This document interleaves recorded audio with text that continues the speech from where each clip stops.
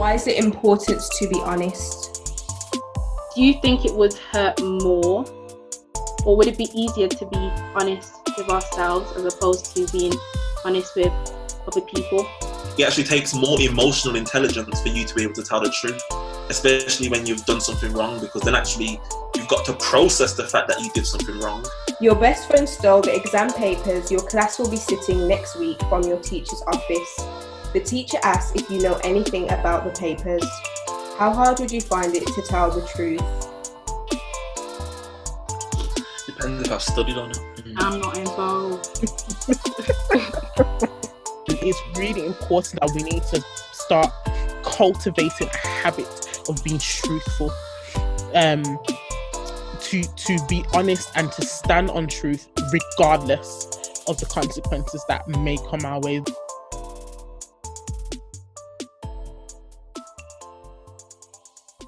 So how would you define honesty? Is it just saying whatever comes to your mind? Me, with honesty comes trust, and a lot of friendships and relationships are built on trust.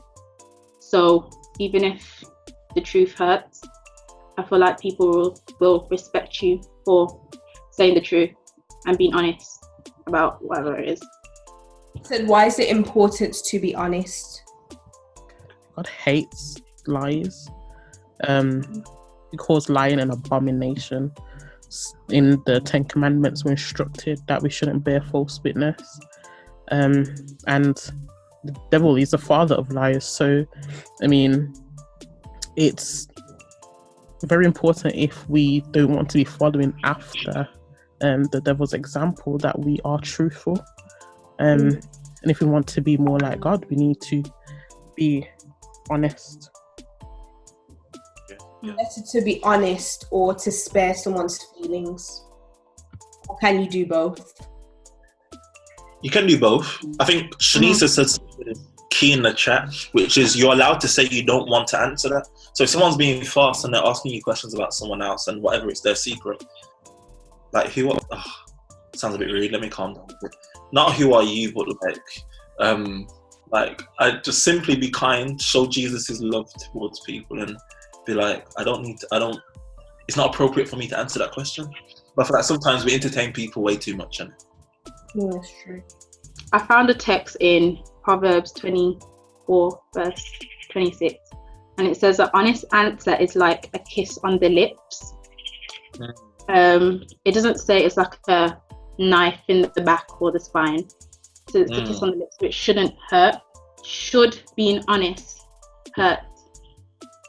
Like, I know it does, but should it? Is there something about our lips that allow us to be hurt by the truth? I don't think it's something about our lips. I think where the hurt comes in is because of who's receiving it, not so much as to the sender. And I feel like there's several reasons why the truth can hurt. One of them would be because you were deceiving the person beforehand. It could be the fact that you've done something, like you cheated or something like that. So telling that kind of truth could hurt somebody. And then maybe just telling somebody something about themselves that they don't really want to hear. So that could hurt them. It's not all the time the truth is going to be something that's nice. Especially when it goes against our core being. Do you think it would hurt more, or would it be easier to be honest with ourselves as opposed to being honest with other people? And by being honest with ourselves, the way I sort of like defined it was realizing that this is who I am, this is what I struggle with, because I feel like sometimes we allow ourselves to believe that everything's okay, everything that we do is fine, and we kind of have this perfect perception of ourselves because we don't want to face what reality is. When someone isn't honest with themselves, but you're being honest with them, then hurt can come in because they're not ready to hear that, because they haven't taken that step to be honest with themselves first and acknowledge things for themselves. So you coming in and saying whatever to them they're obviously going to take offense to it and take hurt to it.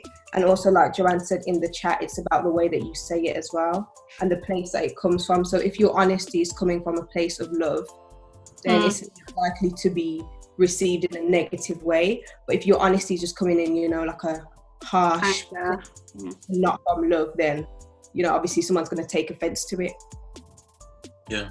I think at times truth can be used to harm rather than help a situation, and truth can even be used to deceive other people as well. Yeah, I think it's easier to give your honest opinion on someone else than to, you know, take the time to evaluate yourself and acknowledge your own mistakes and your own, you know, kind of pitfalls, because no one really likes to. I know people like you say that people are, you know, you're your biggest critic, but at the same time, people don't really like to acknowledge when they've done something wrong or when they have like certain character defects. So I feel like it's easy for you to go and say, oh, you know, this person's done this or that person's done that, and it's easy to, you know, be honest about another person's situation. But when it comes to yourself, it's like it's another playing field, really. Like, being honest with yourself, it creates this change or this need for change. You know, whereas we tend to really get comfortable with our imperfections and with our, you know, faults. But when we're honest with ourselves, it's like it creates this really uncomfortable situation where we do need to change. Whereas if I'm honest with somebody else about what they're doing, you know, I don't need to do anything. You could take it or leave it, carry on with your life, do whatever. You know, I can just continue living however I want to live. But when I really have to dig deep and look at myself and bring up past hurt and past pain and really look at how messed up I am, it puts you in this uncomfortable place where change is really needed. And it's only once we do that healing and growth can actually take place, being honest with ourselves. The part where Shanice said, like the speck log in the eye syndrome that Jesus spoke about in Matthew chapter 7 verse 5, which is key. Obviously God tells us there. You say, I should just read it really. But basically he's saying, take the speck out of your eye, like focus on you before then you're looking to focus on other people. So I think oftentimes we do the opposite. As you said, it's easier to spot other people's downfalls or whatever and be honest about them. So like, people will tell you everything about yourself, how unwell you did something, but then it's almost like if you was to give them that same energy, it's not appreciated the same way. So it's kind of like we need to many times that introspection in it. And obviously E.G. White, Jesus, they even tell us like meditate, like take that time out of the day to actually spend some time with Jesus. What's Jesus actually saying you need to fix about yourself before you even look at other people's problems? And I think that's like an important notion, concept, whatever, for us to, as human beings, naturally look into other people, even for approval, etc., to do for ourselves. Actually, how can I be a better person before I even go and tell anyone about themselves? What's the positives? Like, what's the positives that this person's done there? Because it's easy to say, oh, they could have done that better, they could have done this better. But actually, what did they do well? Rather than just focusing on all the negatives. Because then when you now talk and have that conversation with someone, bringing those positives first is probably more helpful than just saying, well, you could have done this, you could have done that. Actually, who are you? Just relax. Actually, what did they do well? That's probably what they need to hear to give them that encouragement to continue and do more. So yeah. And it's still being honest, just to add there, it's still being honest. Me saying the positives about what they've done, it's still me being honest, but then they can receive the constructive criticism better from hearing positive, honest criticism rather than the negative, honest criticism. Does that make sense? Hopefully that did. Okay, interesting. So as he's talking about being tactful with the way how we're honest with people. So we've been talking about honesty for a while, and I just have, so when I've been doing my research, or even before I've been doing my research, I heard this weird thing that said, well, I never heard it, I read it in an article, but it said that lying is a sign of intelligence. So when you have a kid and you see that they start to lie, you know, you should kind of low-key be happy or proud because they've got like a really good imagination to make stuff up. And then I think as well, lying, it requires so much cognitive ability that basically to create a lie, your child must be really smart, right? So people are really pushing this whole lying means you're smart. Like, it's not exactly a bad thing, it's a good thing, because, you know, you're using your creative abilities or whatever. But what do you guys think of that? Like, I'd say to lie is probably less intelligent because that's what comes natural to you. As human beings, like in sin, that's the natural thing for us to lie. It's that whole self-preservation, like, actually, I'm gonna lie about this because I don't want to get found out kind of thing.